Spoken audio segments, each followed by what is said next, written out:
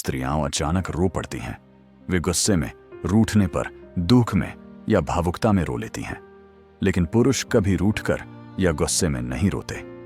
यदि कोई पुरुष रोता है तो यह समझ लेना चाहिए कि उसने बहुत बड़ा दुख पाया है और वह सचमुच रो रहा है।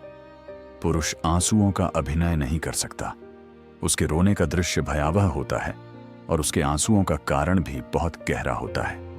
फिर भी पुरुष रोते हैं।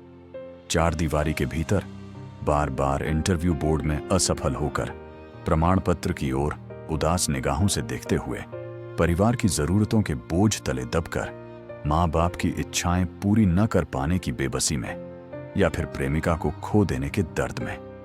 पुरुष ने अपने लिए जितना कम रोया है, उससे कहीं अधिक उसने दूसरों का दिल बचाने के लिए आंसू बहाए हैं।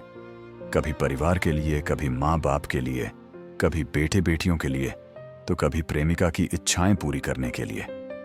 पुरुष के आंसू जमीन पर गिरते हैं, जिनके बारे में बहुत सी स्त्रियां या प्रेमिकाएं जानती तक नहीं।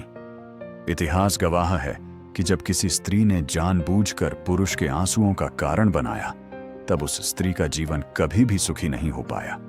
यह किसी पुरुष का श्राप नहीं, बल्कि उसके आंसुओं की सच्ची वेदना और गहरी आह होती है।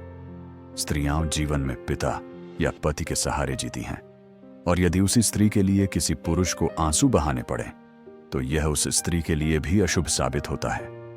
पुरुष के आंसू कभी व्यर्थ नहीं जाते। प्रकृति उसका प्रतिदान अवश्य देती है। फिर भी पुरुष वीर होते हैं। दिन के अंत में परिवार, माँ बाप और स्त्री के जीने की शक्ति वही बनते हैं।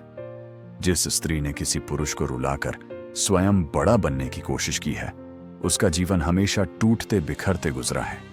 क्योंकि स्त्री के जीवन में सृष्टिकर्ता के बाद यदि किसी का सबसे बड़ा स्थान है, तो वह है पुरुष। यह अद्भुत लेख आपको कितना प्रासंगिक लगता है, जरूर बताएं। सभी अच्छे रहें, स्वस्थ रहें, और यदि अच्छा लगे तो इस लेख को लाइक कर सबके बीच फैलाएं।